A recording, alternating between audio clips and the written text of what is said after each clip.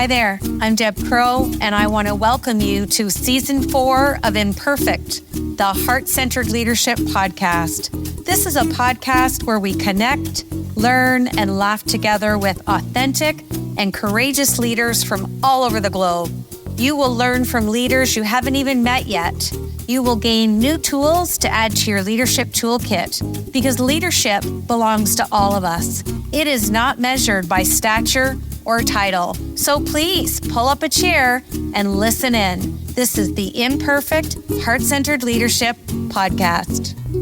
So we are back, and I'm so excited to have Claudio, and I hope I'm going to say your name right. And if I don't, just embrace my imperfection and say, Deb, you gave it the good old college try, no pun intended.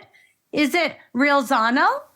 Reilsono. Well, everybody wants to put a Z there, but it's an S. Reilsono. And as you can see, I'm making my wife famous because I have her name on the thing. I don't know how to change it. I'm using her computer. And we love imperfection, right? We talked about that before we hit. Well, welcome to the show. I'm delighted to have you. Your bio is so impressive. We're going to put it in the podcast episode description. But just let our listeners know, because we're in 65 countries, Claudio. We're pretty proud of that after 4 seasons. Tell our listeners a little bit about you. Well, I am the general manager and professional baseball scout with the Global Scouting Bureau in my 22nd year. And I'm also the head baseball coach at Carnegie Mellon University here in Pittsburgh, just wrapping up my 19th year. And I've been coaching for 40 years. I also host I host a boxing TV show. I co-host a radio show here in Pittsburgh, a couple podcasts. I host my own podcast where I interview sports legends of the 70s, 80s, and 90s and friends. I wrote a book, do a few other things business-wise, and I wrote a leadership book. But I do a bunch of things, and I'm grateful to have the opportunity to do all these things too, and still looking to do more. Well, and that's why I wanted to have you on the show. Your personality comes through live, speaking to you face to face, but it really comes through in everything that I did to make the decision. And that's the kind of leader that I like to have on the show. So I'm going to jump into my leadership questions, and we're going to have a great conversation. I was reading your submission, and my first question is, I want to talk about styles of leadership, because we could do a whole show on that, you and I. You talk about having a, quote, loose, tight, end quote, style of leadership. Share with us how that was created. Where did it derive from? Because you alluded to all the different things you do. You wear your coaching hat in many different ways. How did this style of leadership come to fruition, and how has it served you? Well, I got the quote from my favorite businessman, who happens also to be my favorite golfer, and that's Greg Norman. And they asked him what his management leadership style was, and he very simply said loose, tight. And what that means is, for example, for me, I tell my players, or at least my team leaders, I say, if there's something I feel strongly about, I'm doing it. If there's something I don't feel strongly about, I'm going to ask you. So, but I give my team leaders room to lead. So it's not just me like with a joystick controlling everything, okay? So I want them to have skin in the game. I want them to have confidence to make a decision. I see an awful lot, but there's so many things going on, be it on the baseball field or in business or the shows or whatever. And sometimes you'll see an elephant, but you won't see an ant. So somebody who you do trust may give you a piece of advice, and they may very well be right. And then, so that's basically what it is. So it's loose, tight. Tight in the sense of, if I feel strongly about something, I'm confident, I've studied it, I know what I'm talking about. I feel strong about it, bang, we're doing it, even if it's crazy.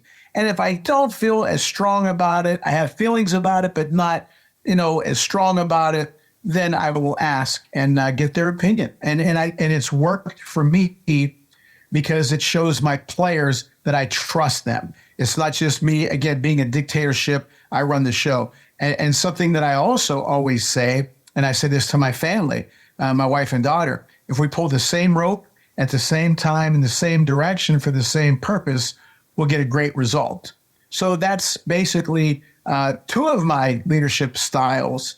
And the other one I picked up from Hall of Famer and Super Bowl winning coach Dick Vermeil, and that's basically the theme of my book, that your players, your people, they won't care how much you know until they know how much you care. Absolutely. And when I listen to you describe the lose tight style of leadership, it's really a simplified version of assertive leadership. And I like what you said. Yeah. We're not meant to know everything all the time, and we're leading to help people become better leaders and evolve every day. And it's interesting because when you say the word assertive leadership, a lot of times people hear aggressive, and that's kind of a fine line. So I love the way you frame that. My second question has permanent residency on this show, and we've had a lot of laughs from this question.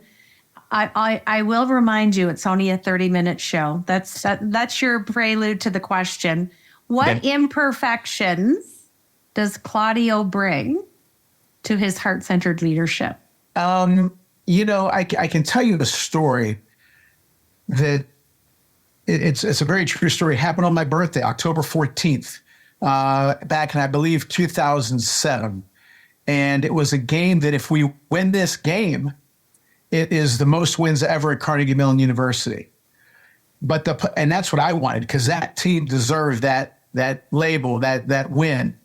And the team I heard them, they were whispering, we got to win this game for Coach. It's his birthday. So we were losing 8-0. And then I heard them say, but we got to win this game. We got to win this game. We made an unbelievable comeback, Deb. We tied it up 8-8. And the kid who hit the double, Brett, I had something to do. I had something that coaches usually don't have time to do, and that's think. So, because it was a pitching change. So I called the runner over. I said, look, if the ball's hit to left field, I'm sending you. He doesn't have an arm. If it's hit to center field, it's wet. He doesn't have an arm. But if it's hit to right field, I want you to stay here at third base because we have the best hitters on the team coming up. Don't get too excited. I know this fan's screaming, it's my birthday, most wins ever, terrific. Do not, if it's hit to right field, stay here. Do you understand me, Brett? Yeah, Coach, I got it. I said, Brett, don't mess up. If it's hit to right field, very simple. You stay here with me at third base. Coach, I got it. Brett, don't mess this up. We got our best hitters coming up. Coach, I got it. Okay. Well, the ball's hit to right field. What do? I send him. I just got done telling him not to run. I send him, and he was thrown out by a mile, okay? So then I told my team, hey, get me out of this. And they said, don't worry, Coach, we'll get you out of it. Long story short, we didn't. We lost. And I was in tears at the end of it. We meet at the left field, and I wear sunglasses when I coach, and my sunglasses were catching my tears. And I told them, hey, I'm sorry, I blew the game. So I will answer your question, but because I treat my players well, they say, my pitcher said, Coach, it wasn't your fault. If I would have pitched better, then we would have won. My catcher said, Coach, if I'd have gotten that hit in the third inning with the bases loaded, we would have won. My center fielder said, if I'd have made that catch, we'd have won. They blame themselves, not me. Now, what is my imperfection? If anything, because I've worked very, very hard at this game over the years, and I'm always learning, maybe, just maybe, the emotion gets to you. That's why I told that story. And it's good to have emotion, but you kind of have to bring it in just a little bit. And so that's happened. I'm an emotional, I'm Italian, and I'm emotional. But that's one of my strengths too, because I wear my emotion on my sleeves. I'm passionate. I'm demonstrative. I just don't sit there at third base and say stupid stuff. I actually coach. Okay. I'll say this. It's on your question. I do some things in boxing. It's almost like a boxer going into an event and saying to his opponent or future opponents, here's my weakness. If there's a weakness in me, which I really don't think there is, let them find it. Sure. But if anything, that story came to mind whenever you asked that question. But I don't really know if it's a weakness. I wouldn't say it's a weakness. That's a beautiful story. What a lovely story. Okay, my third question, I can't wait to hear you answer this.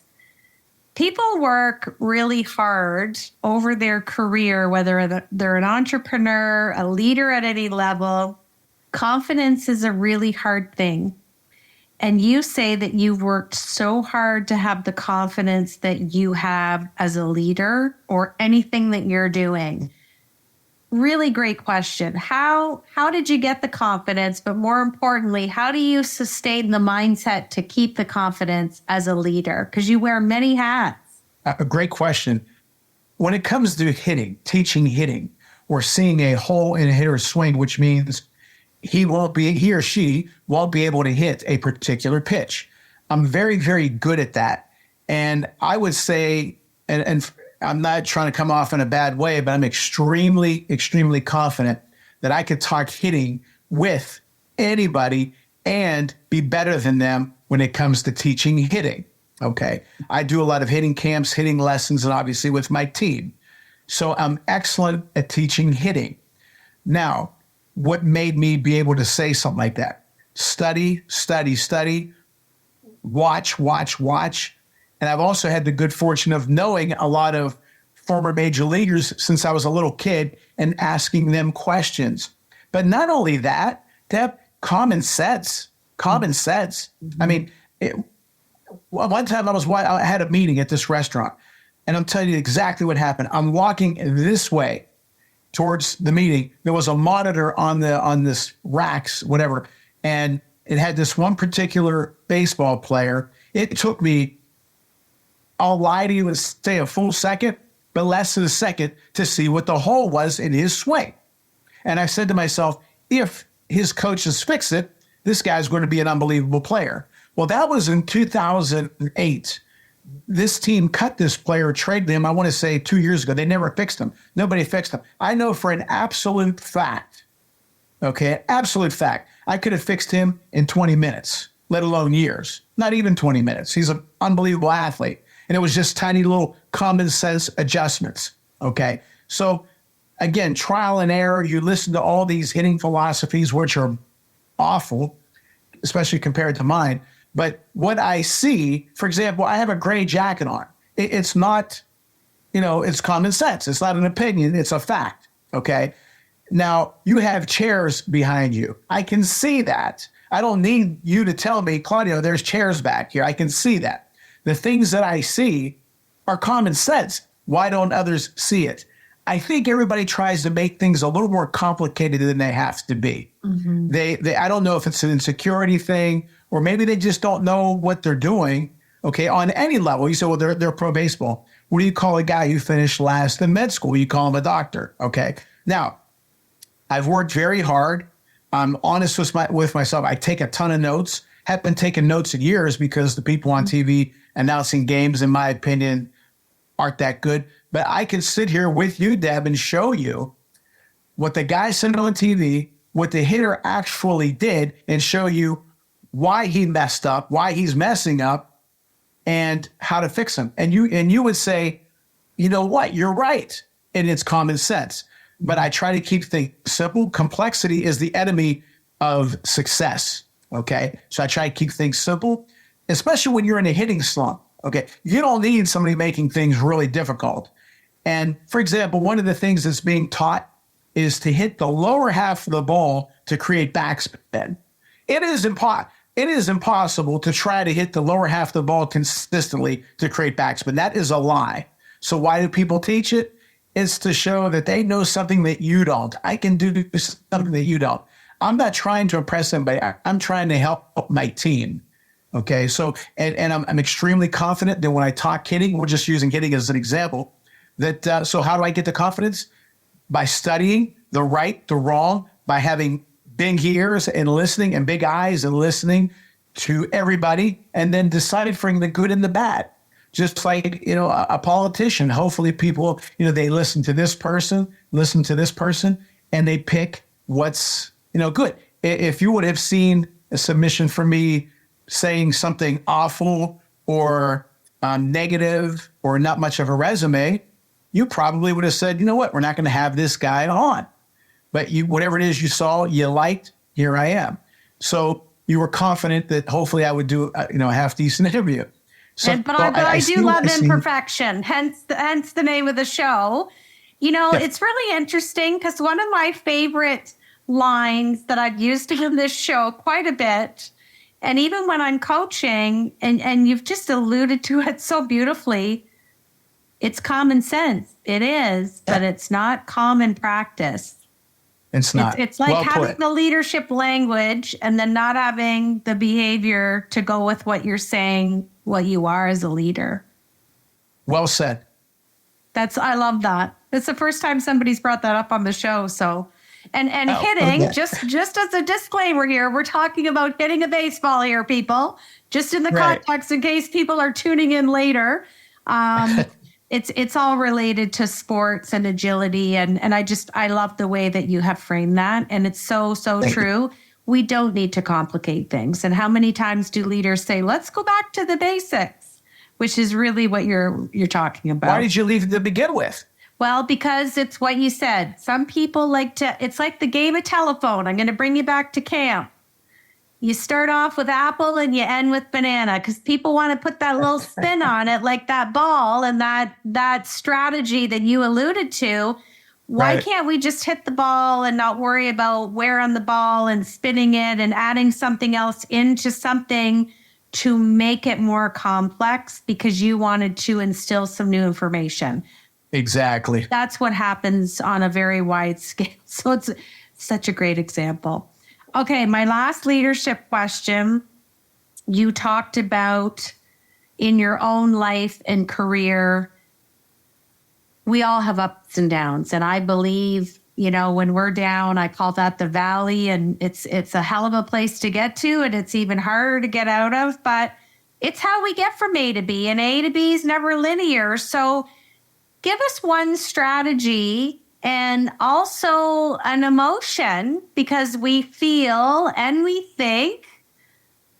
How did you get back on the ball diamond? Let's use your analogy of baseball.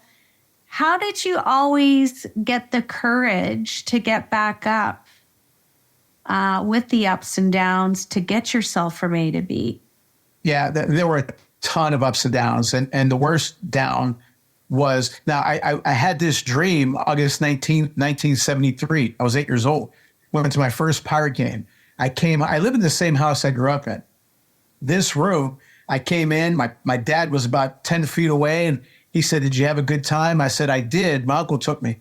He used to work at Three River Stadium in Pittsburgh. He said, "Did you have a good time?" I said, "I did, but I know what I want to do with the rest of my life." And my mom was there. My mom was great. And they said, "Well, okay, if that's what you want to do," I wanted to be in pro baseball. They said, "If that's what you want to do, we'll do everything we can to make your dreams come true." My parents were unbelievably supportive, gave me love, taught me things. My mom, 2 days ago, yesterday, was the 35th year anniversary that she passed away. And she was only 48. But when she passed away, Deb, and I went to the casket, I gave my mom a kiss. That's the first time she ever kissed me back. But before that, she said, "I'm not going to give up this fight." She had cancer. She said, "You promised me that you won't give up your dream, our dream of professional baseball." I was 23 at the time.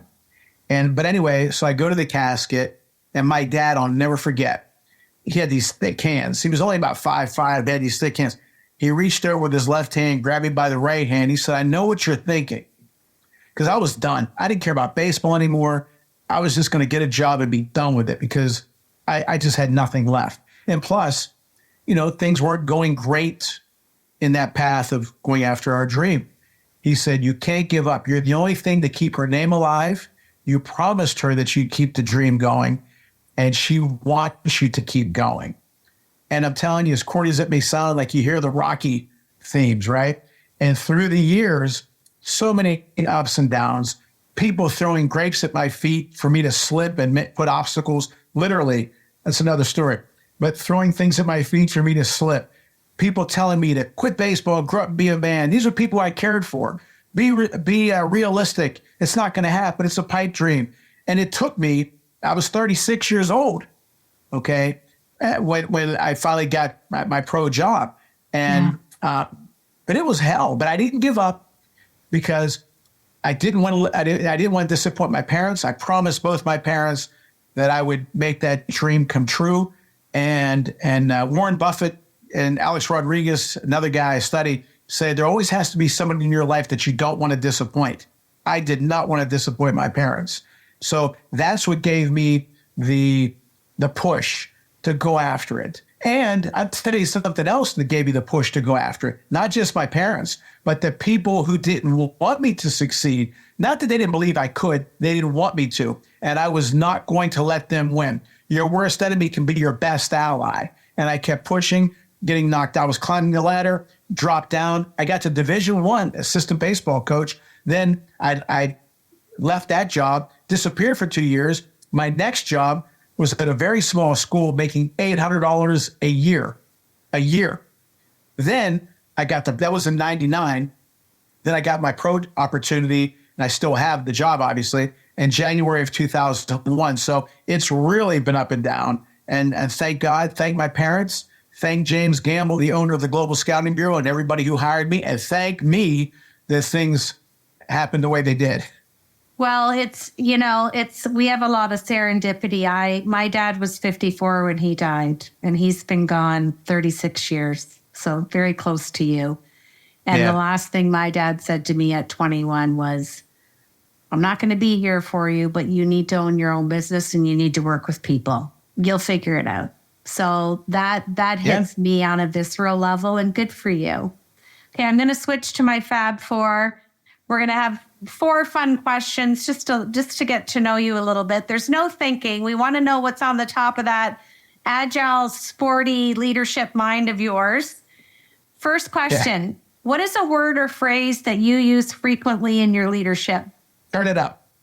I like that. Turn it up. Turn it up. If just turn it up. Turn up the emotion, turn up the desire, turn up the effort. Turn it up.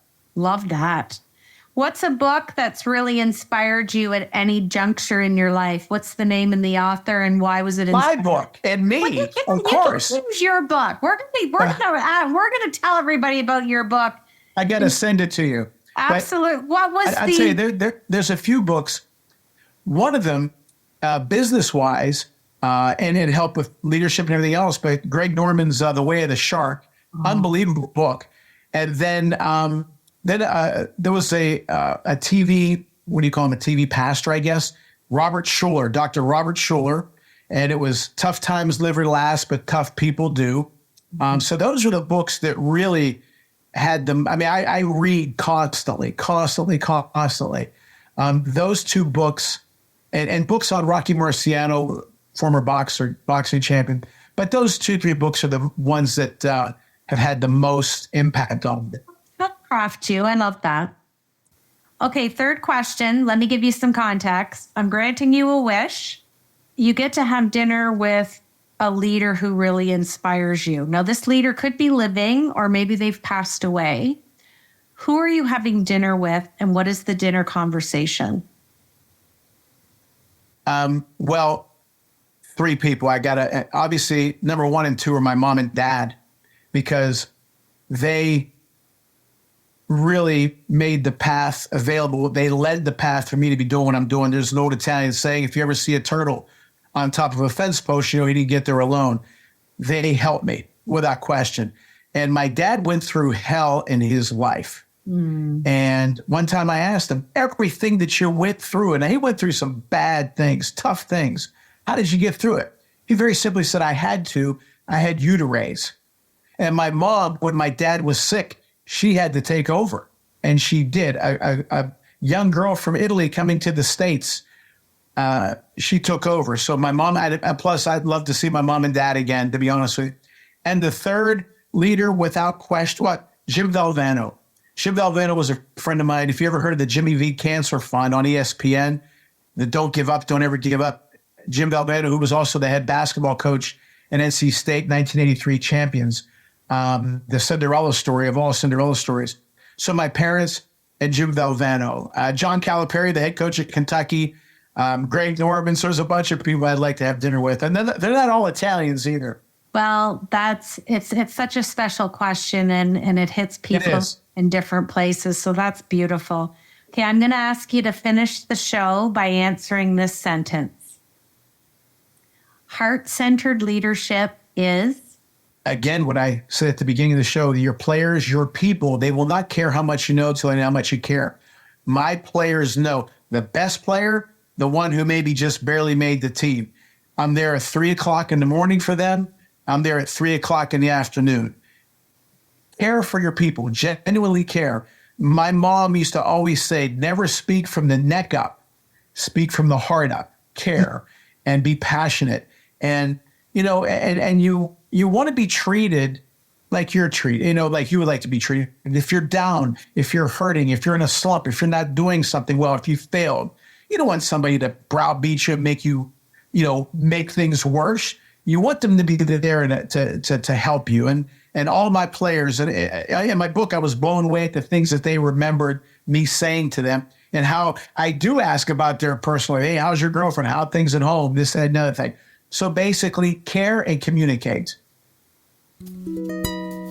Thanks so much for joining me today on Imperfect, the Heart-Centered Leadership Podcast. I hope you've enjoyed the show today and have learned some new tools for your leadership toolkit from our amazing heart-centered guest. If you like the show, feel free to give us a rating and a review, and we always welcome your feedback anytime. Looking to master the art of heart? Head over to our website at debcrow.com and watch out for Deb's new book, The Heart-Centered Leadership Playbook, coming in September.